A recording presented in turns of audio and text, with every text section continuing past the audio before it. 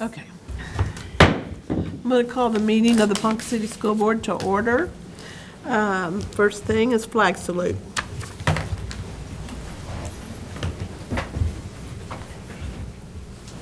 I pledge allegiance to the flag of the United States of America and to the republic for which it stands, one nation, under God, indivisible, with liberty and justice for all. Please pray with me. Heavenly Father, thank you for allowing us to peacefully assemble and help advance our school district forward tonight. We pray for each and every student that we serve, and we ask for your grace as we tackle each day with the spirit of serving. We pray for our teachers, coaches, and support staff who are selflessly pouring into our students each day.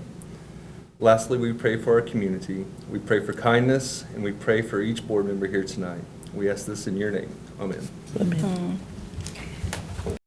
Newsom? Here. Mr. Riley? Here. Mrs. Rowland? Present. Mrs. Cruz? Present. Mrs. Zimmershed? Here. Okay, next thing is presentation and recognitions. Presentation of the Employee of the Month and Friend of Education Awards. The first one is the Certified Employee of the Month, Terry James of Woodlands Elementary. If you'll step forward.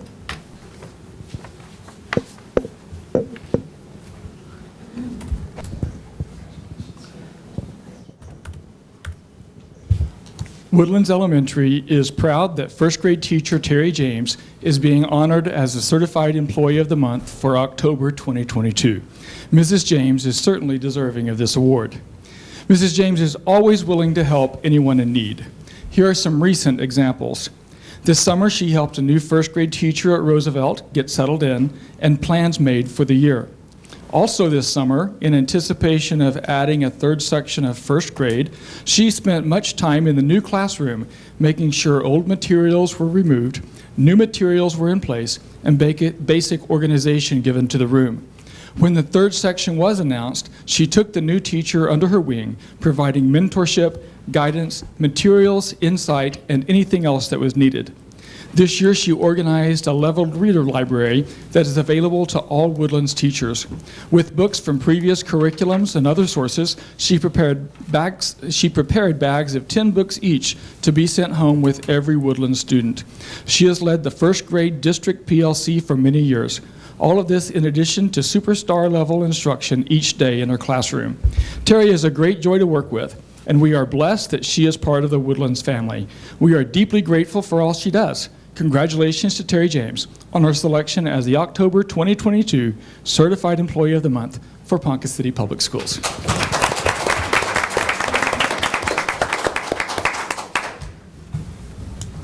Okay, the next one is Support Employee of the Month, Sandra Colberg from Garfield Elementary.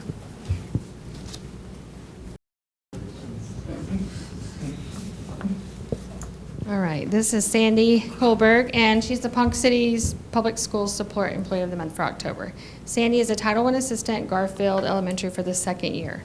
Sandy goes above and beyond in her duties as a Title I assistant. She is always willing to help in any capacity needed and takes time to listen to students when they just need a little extra attention. Sandy has a heart for education and helping children achieve their goals. Sandy uses extra time to check on teachers and see if they need anything and gives lots of restroom breaks. The staff and students at Garfield love and respect her and appreciate her dedication to our school. Okay, the next one is Friend of Education, Sean Anderson from Team Radio.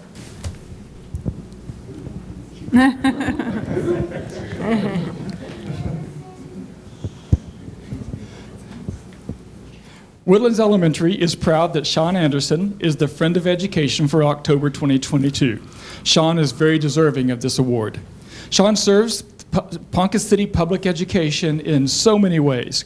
As part of Woodlands Pie partnership with Team Radio, he has been the DJ at Woodlands Family Fun Night and the MC and caller for Bingo Night for at least 14 years. That role has expanded to where now many schools and organizations tap him to help with similar events. He is generous with his time, enjoys interacting with people, and puts up with our quirks, such as lots of free cookies at Bingo Night. On the Sean in the Morning show on KPNC Radio, every week he interviews several people from the school district to celebrate successes and inform the community of happenings throughout the district. Sean is a great partner with Woodlands Elementary and Ponca City Public Schools. We are fortunate to have him on Team PCPS and grateful for all he does. Congratulations to Sean Anderson on his selection as the October 2022 Friend of Education for Ponca City Public Schools.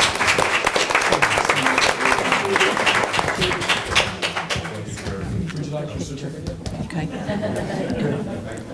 Now, we need all the people that got the awards to step out so we can take your picture. Great job, guys. Thank you, guys. Thank you. job. Good job. We appreciate you. He said all that stuff about Terry, and then he said, and she's a teacher. I was like, when does she have time to be a teacher? Uh-huh. Thank you. Oh, well, hey, Amber. Is that Amber? Okay, we should talk.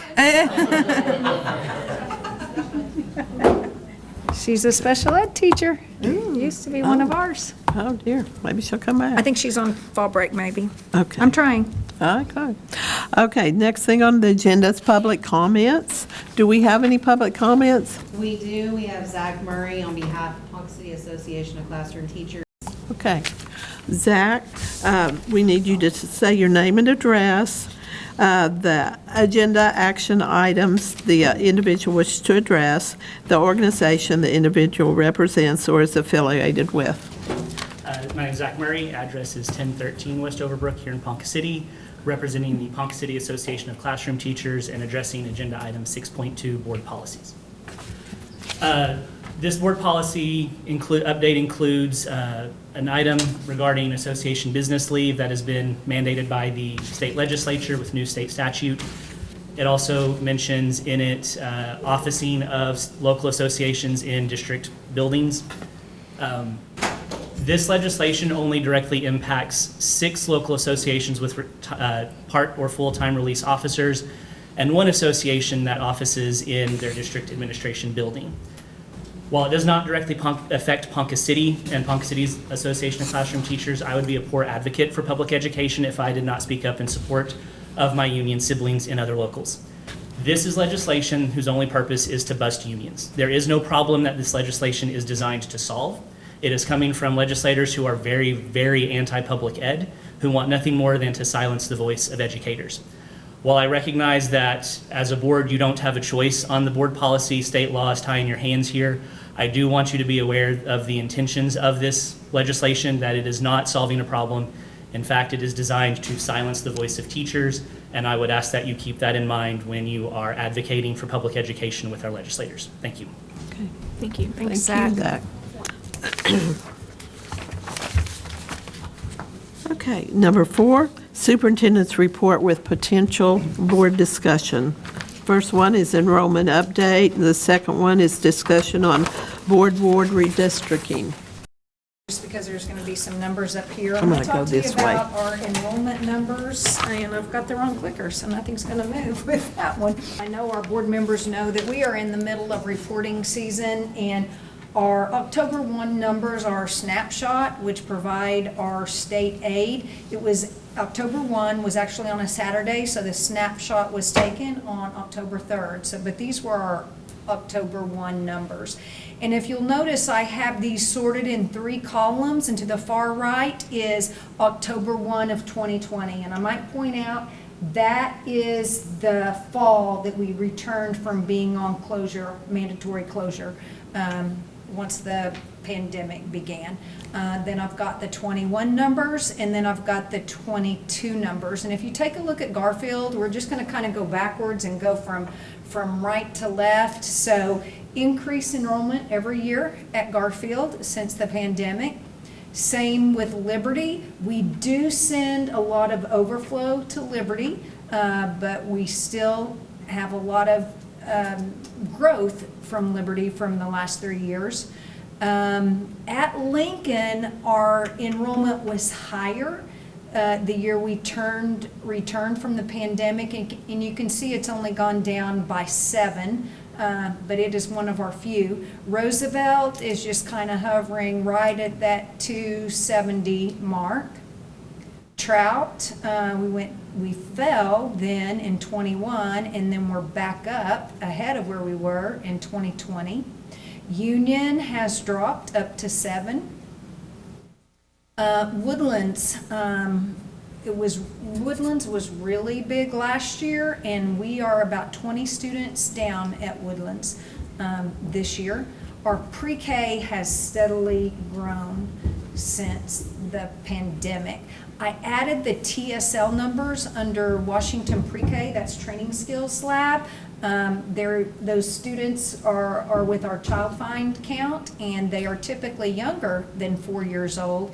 And you can see that we've had an increase and then a decrease. And then I add our Head Start numbers in there. We do have students that go to Head Start, and we've talked about, why do we have an agreement with Head Start? They have before school care and after school care. We have after school care, but we do not provide before school care, and some of our parents go to work really early. Speech-only students, those have hovered about the same. If you take a look at West, we had a pretty big increase last year after the closure, and then we're down again, but I'm going to show you in a minute why we're down. Our 5th grade class from last year was really small across the district. East had a large class last year. They're back down, but still up from 2020. And then Pohigh is huge. We went from 1333 to 1371 to 1431.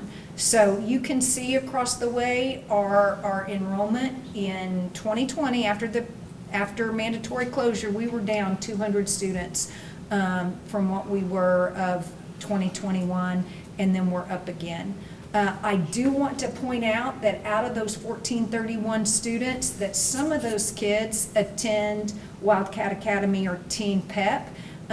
So 78 of those students of the 1431 are at Wildcat Academy or Teen Pep. And she has some room right now in Wildcat Academy, which is good because so many times they have a waiting list. Look at our virtual numbers. I've got those highlighted in yellow. Obviously, right after the pandemic, I think our highest right at the beginning of the year, returning from the mandatory closure, was 608. By October 1, it was 441. Down quite a bit last year, and then down some.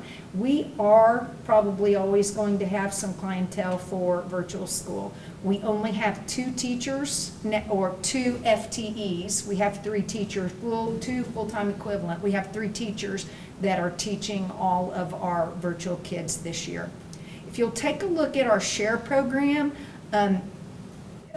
we split our funds with SHARE, and they get 75% of the state aid, and we're only billed when the student is in their seat.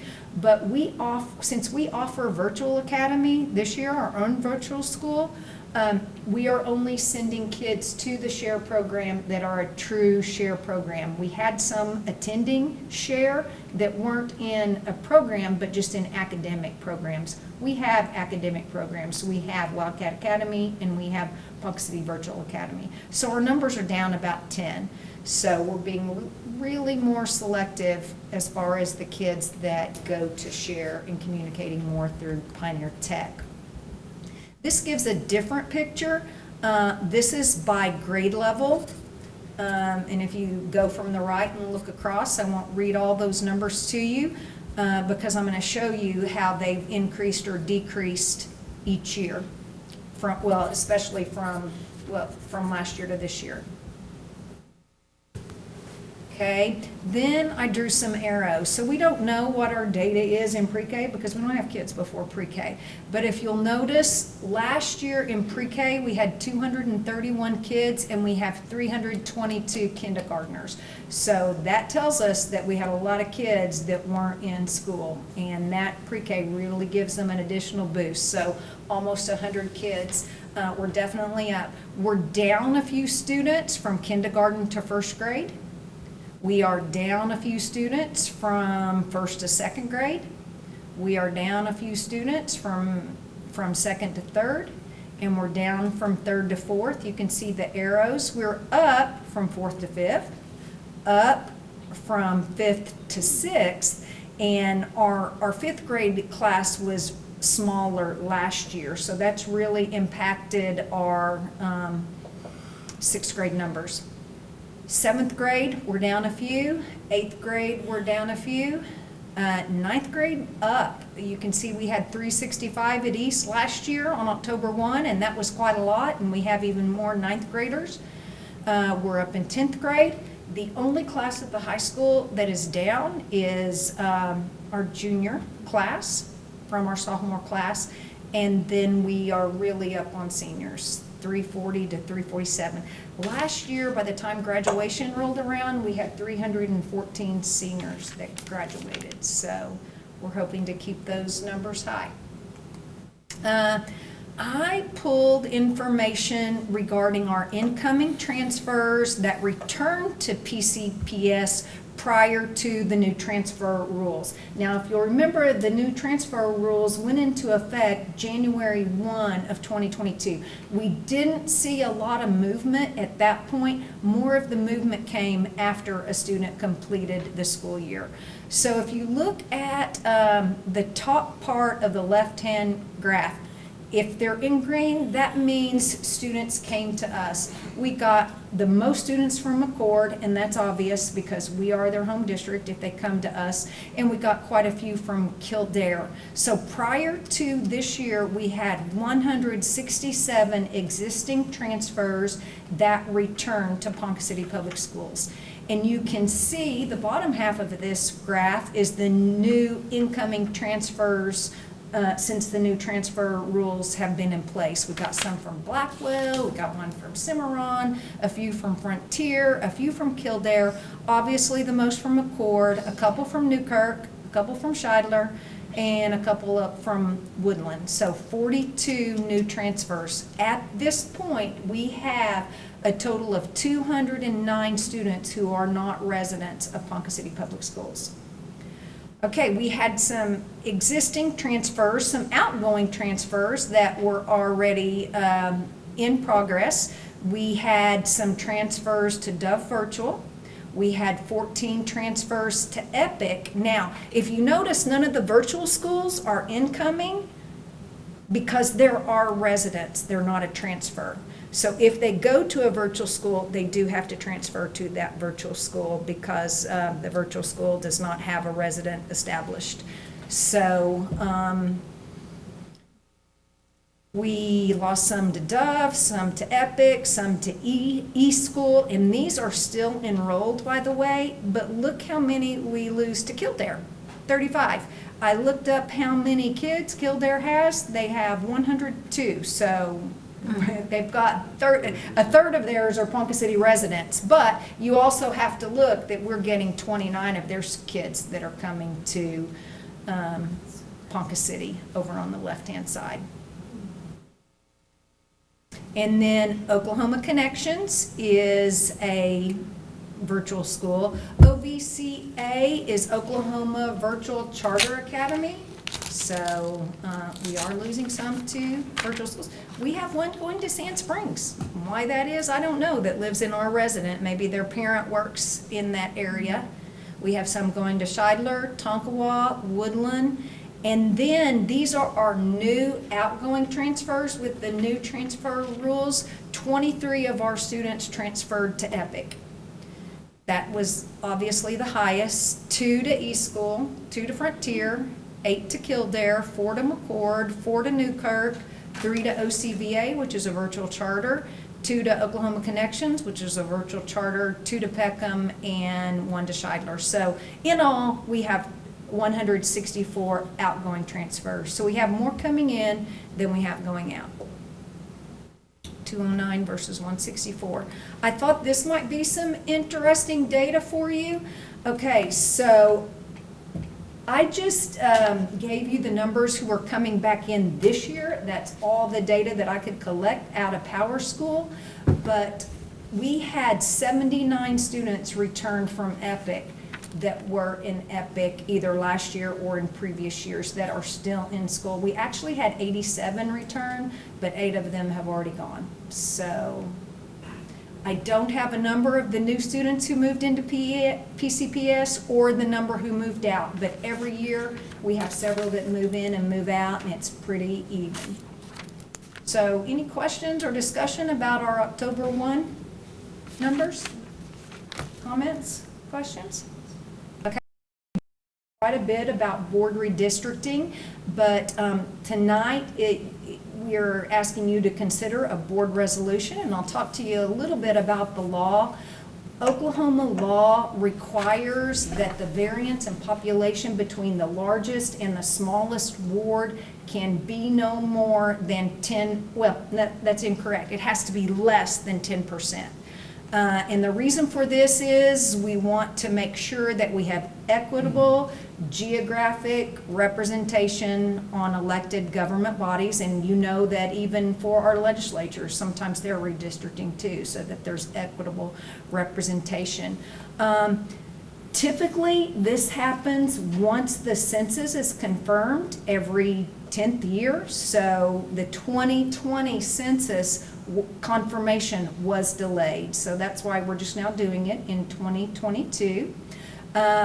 The law requires that a board redistricting process has to occur between August 1 and December 31st. But to be fair, OSSBA says we need to do this in October or November because the filing period for the next ward seat is early December. So, and we don't have a board meeting that late either, so in December.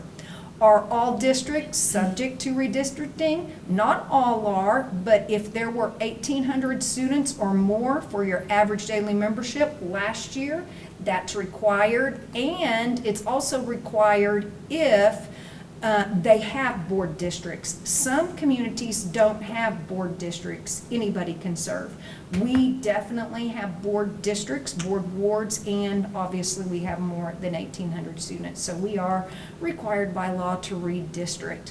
So how were the new wards determined? The State House of Representatives works with us on that. They compile the data from the census, and they work with districts free of charge and makes recommendation based on the confirmed census population. So here are our current wards, because there has not been a resolution approved yet. But if you look up in the top corner where the green circle is, the smallest and the largest wards were District 3, the largest, held by Mrs. Troop, and the smallest was District 2, held by Nancy Zimmershed, and the variance was 16.75. Now, wards 4 and 5 weren't the smallest and the largest district, but there was still a variance of 13.4, and if you'll remember, state law says it can't be 10%, it has to be less than 10%. The average population, if we were to average our wards, would be 5,620 per ward. So to meet with the House of Representatives, they have someone that's kind of in charge of this, and I was taking 2 board members to the Capitol with me, and it was Mrs. Rowland and Mr. Newsom. Got an email like at 7 o'clock the night before we went from Tricia Hines. She was the lady that works with districts on redistricting and making recommendations. And she said that our variance was so small that she was going to make a recommendation and that we would save the trip to the Capitol. So I visited with Mr. Newsom and Mr. Rowland, and they thought it was fine, what she recommended. And I've shared this recommendation in other committees too, but here are the proposed boundaries. So 2 and 3 were our largest and our smallest. So basically, that area that's circled, that boot shape, will now become Ward 2, which is Mrs. Zimmershed's ward. Now, that's a big area, but it's not a lot of people. Okay? So now it was colored, the previous screen it was colored blue, now it's colored pink. The other area was our variance between 4 and 5, which was more than 10%, and that's Ms. Rowlands and Mr. Newsom's. It is just a small area, and you can see up in the left-hand corner, it's a block, maybe a little more than a block as it gets farther north. But it's much more of a populated area than the area that has now become Mrs. Zimmersheet's ward, Ward 2. Okay, so just to give you some information. So on the left is our current ward population based on the confirmed 2020 census. And I've got the smallest and the largest highlighted in yellow, and then I've got 4 and 5 highlighted in blue because the difference is still 10% or greater. If we go with the recommendations, which is what the recommendation is going to be to vote toward that, this will be our new board wards in the populations. So the largest and the smallest ward will now be 4 and 5 on the right, and there's only a 5.84% variance. So this will not be considered again until 2030. And once that's confirmed, which if there's no pandemic or no other crises, it should be in 2031. So, any questions in regard to board redistricting? Okay, so here are the next steps. So if the resolution is approved, I'll issue a board ward boundary change press release to the public. In fact, it's already written, and we will, pending your consideration of approval, and we will get that out to all of our patrons. On tonight's agenda is the annual school election resolution for you to consider calling for the election resolution, and that has to go to K County Election Board no later than Friday, November 18th. And then the filing period for Board of Education candidates opens Monday, December 5th at 8 and closes on Wednesday, December 7th at 5. And all filings must be at the K County Election Board. We must publish legal notice in the Ponca City News 10 days before the filing period, which would be November 21. And we must also have published legal notice posted on our window until after the filing period, which will be 12:07 at 5:01. Any contest of candidacy petitions or withdrawal of candidate must be filed by 5 p.m. on Friday, December 9th at the K County Election Board. And then, if you'll remember, a couple of years ago, the law changed on board elections. We will have a primary election on Tuesday, February 16th, only if 3 or more candidates file for the Board of Education. And also, we will have a general election on April 4th under 2 circumstances. Only 2 candidates file for a position scheduled on the ballot, or if we have 3 or more candidates in a primary, that no candidate receives more than 50% of the votes. So who knows what we'll have? We'll find out more on the filing period if we'll have a primary or if we'll have a general election. Ward 3, which is up for election in 2023, is currently held by Judy Troop. The term of office will run from 23 to 28. And then the term begins the first special or regular meeting after the election. And that depends on if we have a primary or a general, or both. We could have both. So that's the election information. Any questions there on board redistricting discussion? We have some action items both on the K County election resolution and the board redistricting resolution later on in the agenda. All right, thank you. Thank you, Shirley.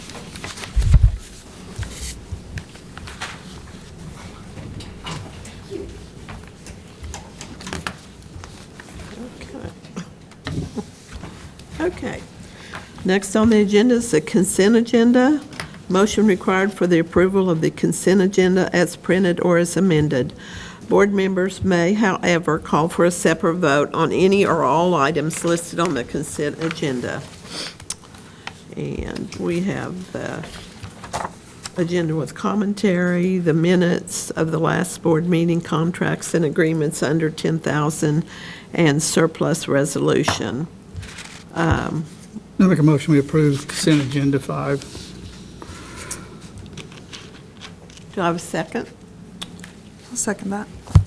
Okay. Made by Dawn and seconded by Anna. Call for the vote.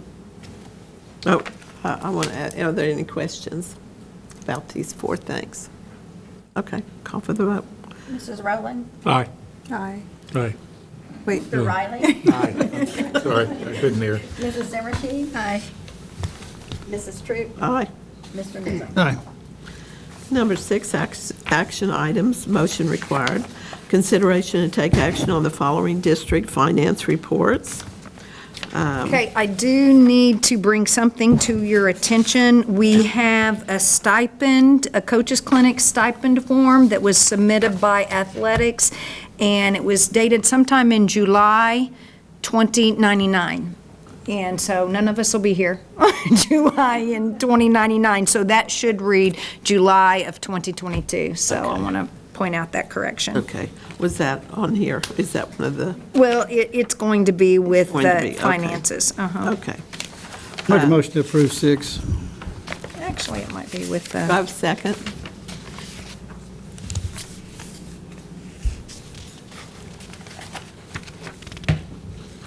Maybe not.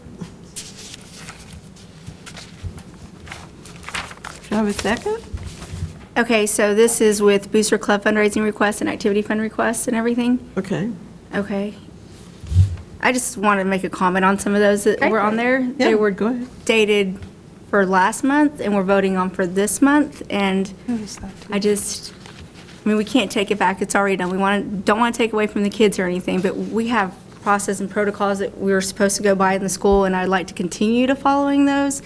Not trying to be a butt or anything, but, you know, it just needs to be done that way. But I'll do a second to approve, because I can't go erasing the parking lot or doing any of that kind of stuff, but we'll go ahead and do it. I'll go ahead and make a motion. for well, second. and, you know, on the student parking lot, we did talk to you guys about that, and we Yes. got it in. And oftentimes, I do call you if there's something, but oftentimes,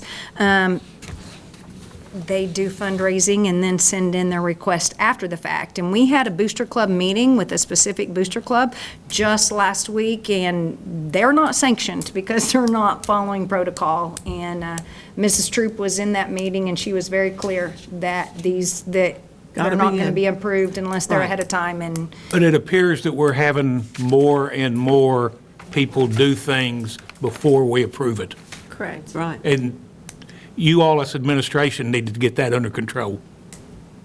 Or just take that away from us. I mean, just you guys vote on it. you have to approve Okay, it well, by board okay. policy. It can't go away from I you. mean, And a lot we everything from don't put on there. fundraisers to, What specific ones were on there, Mrs. Zimmershed? Oh, so that we were- have the weight, and I might need some more clarity, but when you have, like, say, the weightlifting and training, it was applied for the 29th of September, and it was turned in for the 29th of September.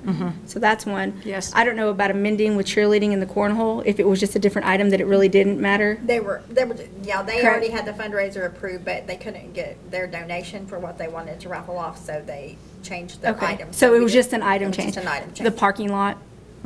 And I know we talked about in the September meeting. There's a T-shirt one. The T-shirt one, and we talked about that in our committees too, and that was a new employee doing that, and we got it in on the day that. Yeah, so it's either, I understand they're new employees, but our training needs to get better, or something needs to get done so we can get it and go, and, Yeah.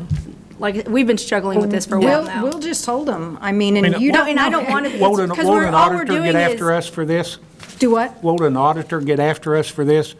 Not if Doing you know things- about it in advance. If they know about it, that we do things before we approve it. Well, And it's auditors happened a won't like lot, and that. they haven't called us out. We haven't gotten. so there's no reason to approve them, I mean, Well, no, you guys don't even know how many we send back. You know, if there's one that needs to get on there, like the parking lot, we tried to do that in conjunction with homecoming, so that's why we informed you in committees. Typically, we don't talk to you about fundraisers in committees, but Brenda will send them back like crazy, and those forms go to her, and I had calls for 2 tonight. for tonight's board meeting. Oh, to be on tonight's? Yeah. Yeah, that's too late. But we, like Nancy said, we want to make sure that we get these in so that way they. All it Typically, does if is hurts they're- the kids if we don't get it done. Typically, if they're not in by committee, they don't come to the board agenda, and I can promise you there are a bunch that come in after committee meetings, so. Well, that, and then, we've had a problem in the past. We had to approve trips after they'd taken the trips, and They did good this. that they've been was doing always good. my Yeah. big problem. I had a problem with that, so. And that we do, that is not board policy, it doesn't have to be done in a board meeting. All the board does have to approve a fundraiser. But there are going to be occasions that I call you, like on the parking lot, that correlate with different things, and, we're trying to get it off the ground, and. I just knew the parking lot was discussed before our board meeting. Uh-huh. That's why I thought it was weird that it was already in there, and last time I guess I missed it. That's where. It kind of got held up on a desk Oh, okay. and in the school. Okay. I mean, it should have been here before we went to press, and it wasn't. Okay. So the activities and the boosters, how does that go? So is it the same protocol? Jason, principal, and then you, and then us? Or how does that work? It can either go to Jason or I. A lot of Okay. them come into me last minute, and I go ahead and sign them, even though they're booster athletics, because I don't want to get them hung up somewhere. Okay, okay. Okay, well, I will We second try it. to get them. No, I know you guys do, but that is just, I know we've had big hiccups about that, and I just Major want to make hiccups. clear. Yes. Are there rules on that versus like, does it have to be a written sheet or can you make a Google form or something? I'm just curious. I think Nancy is on to something. There's forms. We keep hearing, well, it's a new employee, it's a new employee. Get your training right with the new employees. I mean, don't come to us and say, well, it's a brand-new employee and they didn't know any better. That's getting Well, and old. that same brand-new employee sent a press release to Christie, and I said, and it went out, and I said, take it down, Christie, that hasn't been approved, and she, They all come to training and sign. they all signed that they understand, so. Well, if they don't make it by committee, just say, sorry. And that's what we did tonight. I mean, by committee. Okay, that's fine. Because, see, we There's had- several we've turned back that don't make it by committee, As in, you because we don't like to put anything on the board agenda that you don't already know about. And we have a one for cleaning up the football stadium that's after the fact on there. I mean, there's, And Mrs. Troop knows about that one, so. yeah. That booster club is no longer sanctioned. So we do have a booster club that's not sanctioned by the board, and they would like to be sanctioned, but it's not going to happen this year. We're not going to bring it to you this year. Everything's going to have to run through activity, and we got to get our processes right, so. okay, you can take that vote. So, yeah, take the vote. Mr. Riley? Did you get a second? Yes. I got the Thank second you. after I made my rant. Aye. Mrs. Rowland? Aye. Mrs. Troop? Aye. Mrs. Zimmershed? Aye. Mr. Newsom? Aye. Okay, number 2, consideration and take action on proposed board policies. Make a motion to approve the board policies. We've all read them. Yeah, do I have a second? Second. Do I have any questions? Does anybody have any questions? Okay. Most of them are state mandated. These were all by Sure. law. Yeah, weren't these they? were like by Yes, law. and I did not even bring those policies because I asked in committee if the board wanted me to revisit those, and the answer was no. Yeah. And look at them ourselves. Okay. Call for vote. Yeah, call for vote.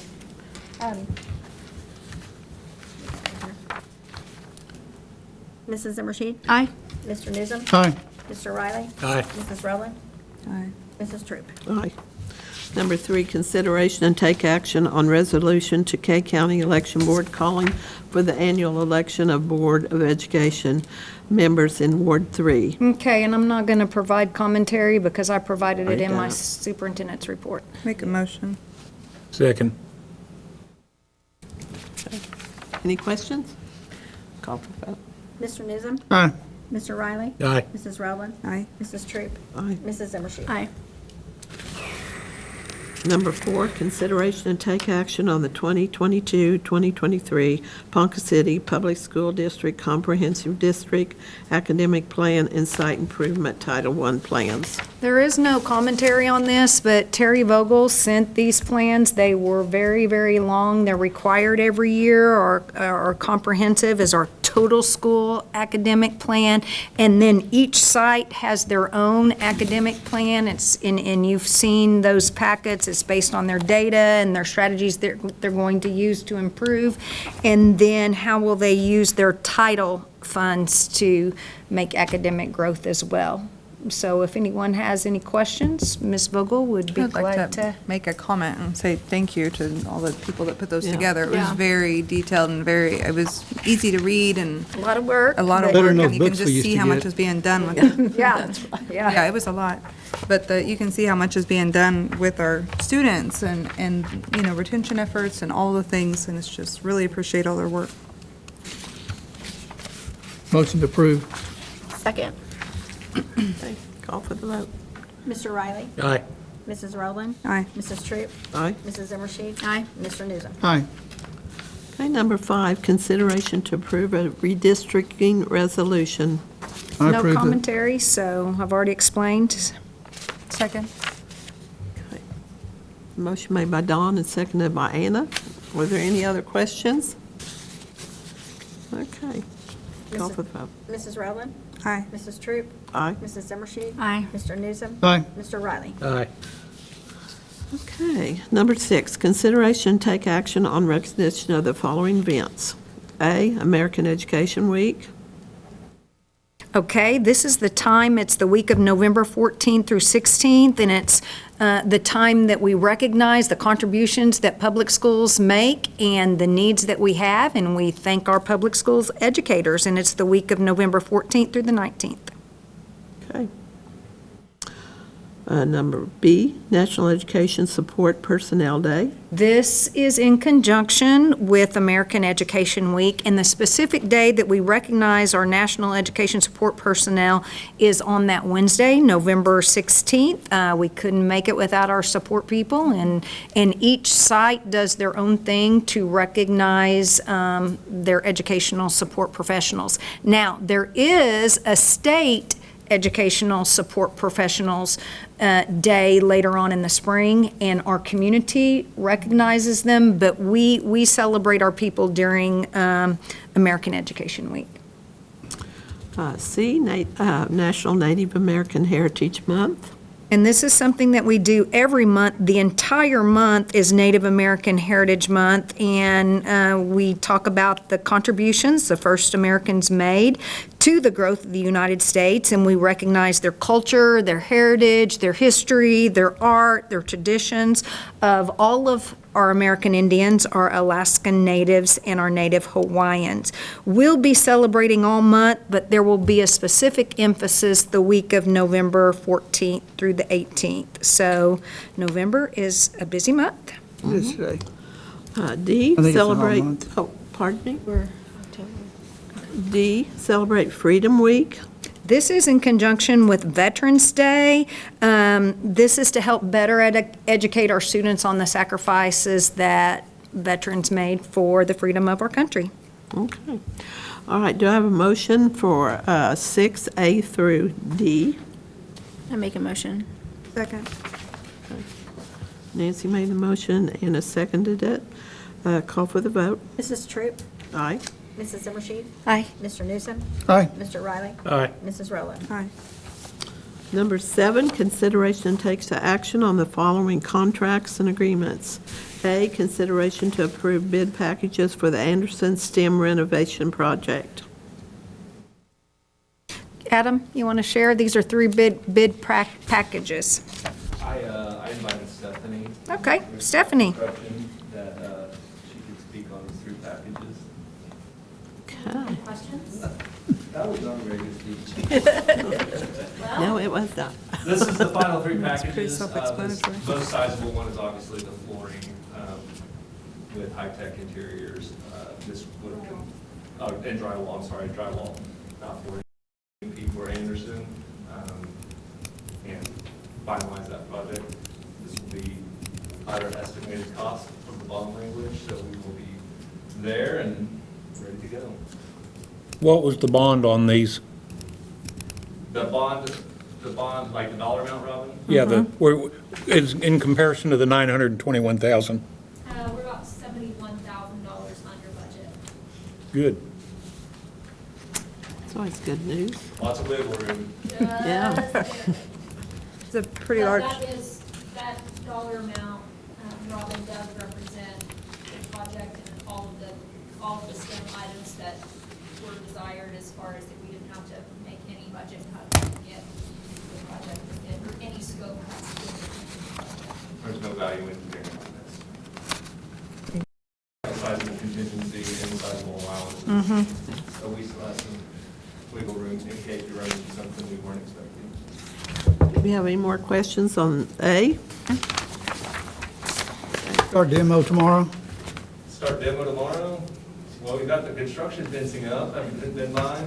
Yeah, I saw that. No. Yeah, they're staging right now. They have been staging since late last week. The superintendent's been on site since last week, and I know he's got several of the contractors scheduled this week to coordinate the demo efforts, because it'll take coordination between about 5 different companies. Because we had the asbestos already removed, didn't we?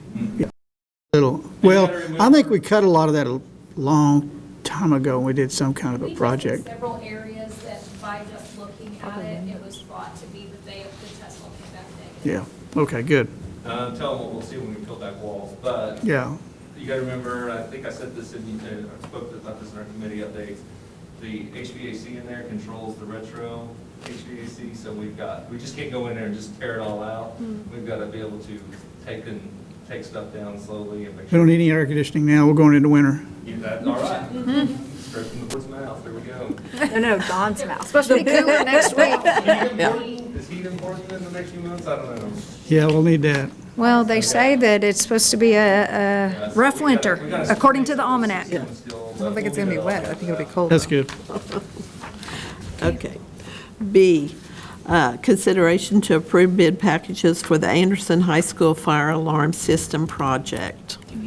We're going to let Stephanie talk to you about that, and that came in way under budget. Yeah, this one was the first project I thought I was going to bring to the board and tell you that we were above estimated bond dollar amount. That's what I've been telling him since June. And Stephanie was dashing our dreams, or I was preparing for the Worst. We had a plan. Replace every fire alarm panel and device in the high school. It will bring down the number of fire drills that we're doing each semester from about a couple dozen to the scheduled fire drills that we really want to do. So our system will not be faulty any longer at the high school.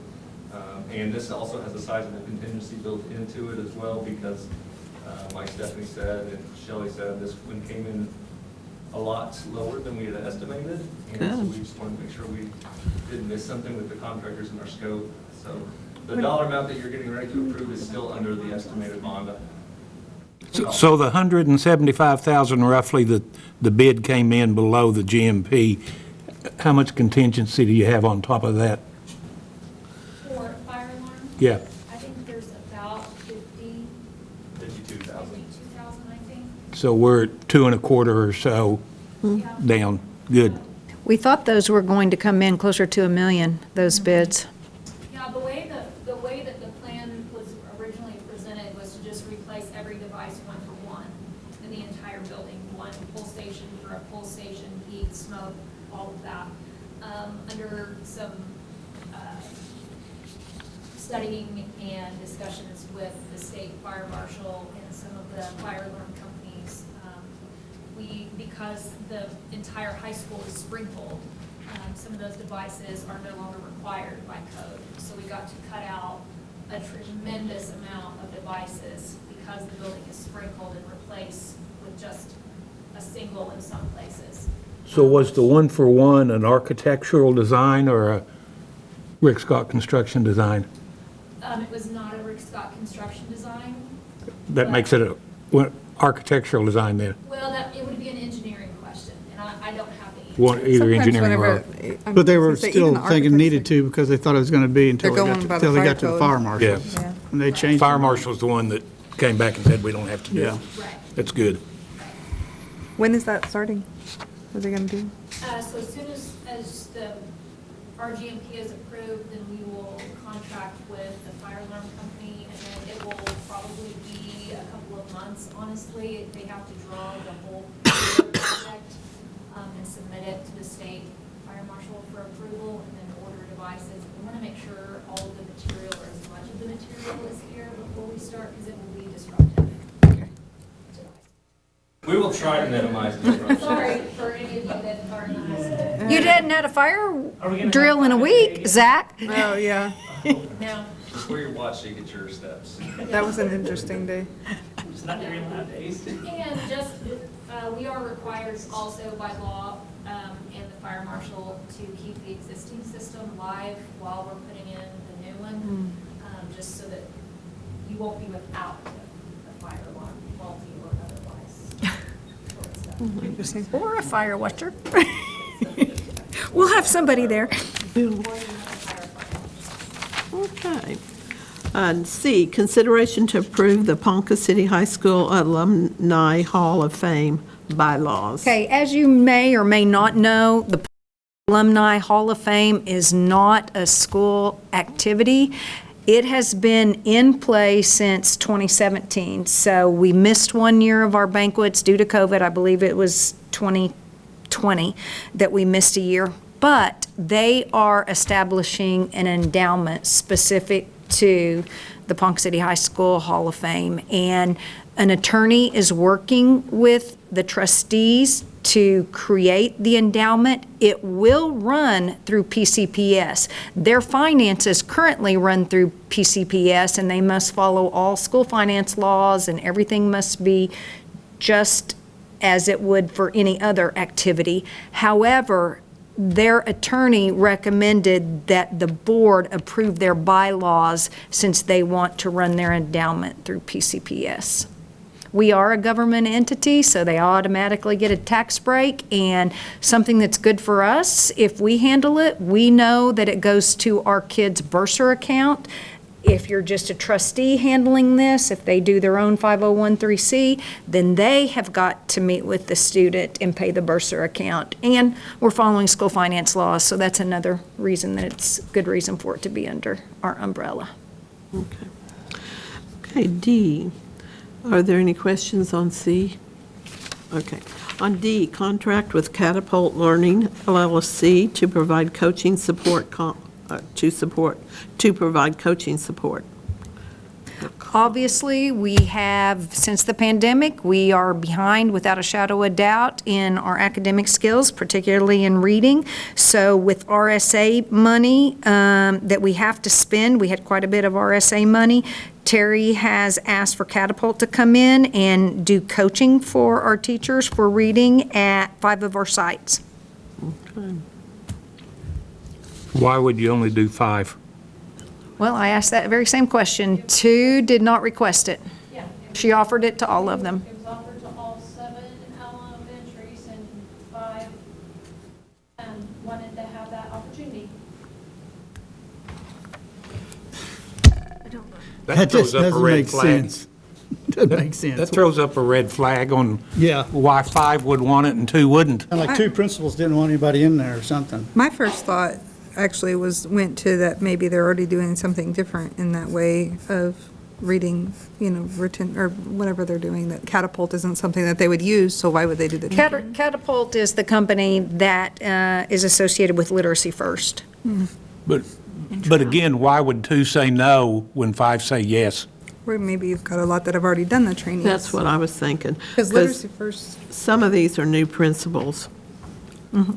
And maybe that they felt like they've had their share of training. That's what I was thinking. like, I'm Same thing thinking as Lincoln has Anna. had the same staff. Well, Lincoln's had the same principal a long time. Yeah. Same staff, too. And they've had they the haven't staff. had a lot of staff turnover. So they wouldn't, if that staff has already been trained in some of those things, But that's they, my thought. haven't they had turnover?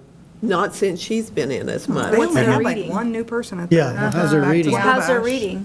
What's their, It's our highest poverty school. They do always have growth. We had elementary principal PLC, and there was growth from their beginning of the year benchmark to the benchmark that they just completed in every grade level That's at fantastic. Lincoln. I mean, that's quite a bit of money for two to say no to. Was there, well, I'm just trying to think, like, if the other RSA money, how is that used? Or was there other opportunities besides just Catapult, Terry? Yes, I train teachers every year, all the new teachers that will go to training in the summer with pain phonics. That's across the district, every different site, pre-K through second grade. They were all trained this summer. And then I brought in Literacy First, using Literacy First money.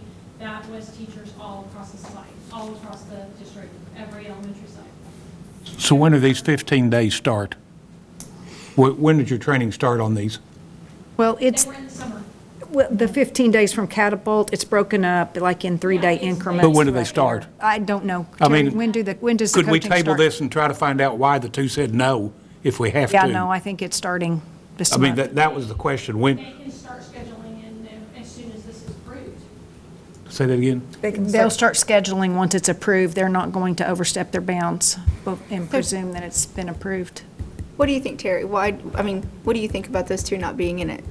Do you have a problem with it, or? I think Lincoln didn't do it because she has a plan, and Okay. she's working that plan. She is very deliberate about her data and very deliberate about the practices that she uses. Okay. You know, it's 3 days you have to schedule. It's 3 days that, you know, possibly she didn't want to get into the instruction of teachers. We talked today about teachers that were struggling there. She said she didn't really have any. And as far as Trout, I mean, I didn't ask them specifically why they did. I gave them a choice. I said, this is an opportunity for you. You can sign up for these 3 days of coaching. You know, I mean, I didn't say you have to sign up for these 3 days of coaching. I gave them a choice.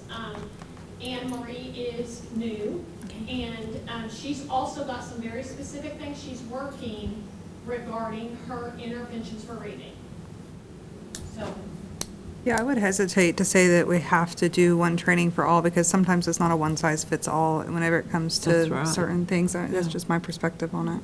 But, I mean, if they already have something that they're doing, if it was just carte blanche that they didn't have anything they're doing, but clearly they already have a plan. Well, and their plans are outlined in their school improvement plans Right. too, so. You can we see wanna that be they're more doing the work. specific about Trout and Lincoln. And again, Shelley, I just might add that this is something that many of them have done with their Title I money in the past. You guys have approved this for several years for several of them. It just so happened that due to COVID and many trainings not being able to take place, that I ended up with extra RSA money.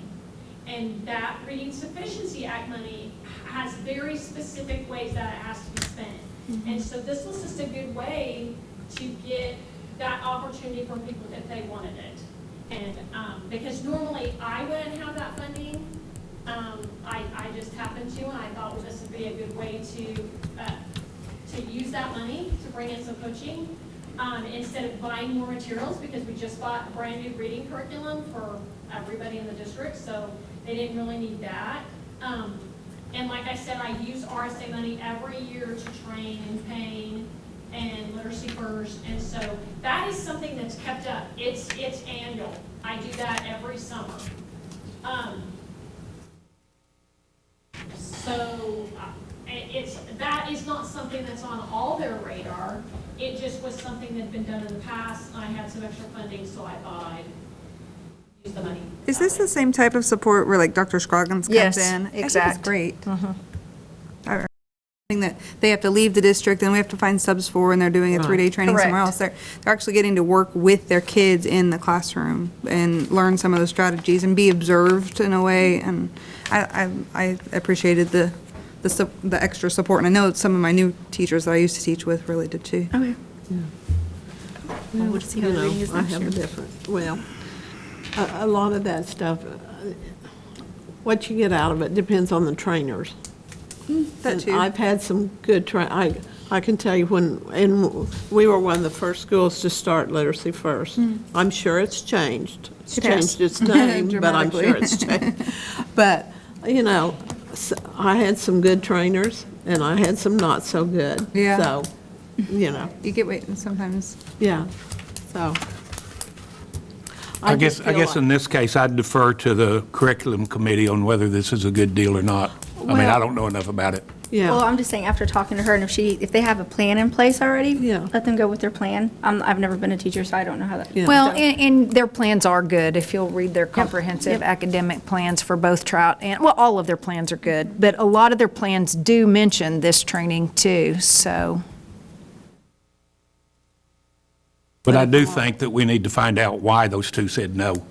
Well, They had a I'm different like plan. Hannah, we can find out. Yeah, but, I mean, You know. this is a They had curriculum different plans committee. in place, is what she just said. Yeah, but also, like, a lot of their people might have already been trained in it, and they just didn't And want they to do it again. There has not been a lot of turnover at either one of those sites. So, You got to trust in, so that'll be good. Okay. okay. All right, number E, contract with, is it Kuhn? Kuhn Mechanical to prep existing ductwork. This is just the existing ductwork for all the units at West Middle School. The ones that we replaced over by the gym, building the transitions to fix them. We have not done this work yet. Make a motion and vote on A through E. Okay. Do I have a second? I'll make a motion. Okay. All right. Call for the vote. Mr. Newsom, Aye. Mrs. Zimmershed, Aye. Mrs. Rowland, Aye. Mr. Riley, Aye. Mrs. Troop. Aye. Number 8, motion and vote to convene an executive session for the following purposes: to discuss the possible termination, reassignment, resignation, and employment of the personnel on the attached detailed personnel report, to discuss the employment of executive directors and directors, to discuss negotiations, and to discuss confidential conversations with the board's attorney concerning pending claims and litigation. Do I have a motion to go into executive session? Or do we need one? We do. Okay. Do I have a motion? I'll make a motion. Okay. Do I have a second? Second. Call for the vote. Mrs. Troop, Aye. Mrs. Rowland, Aye. Mrs. Zimmershed, Aye. Mr. Riley, Aye. Mr. Newsom. Aye. Okay. We are in executive session.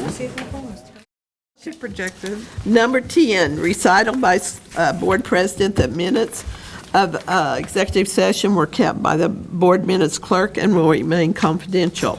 11, consider and take action on recommendations for termination, reassignment, resignation, and employment of personnel.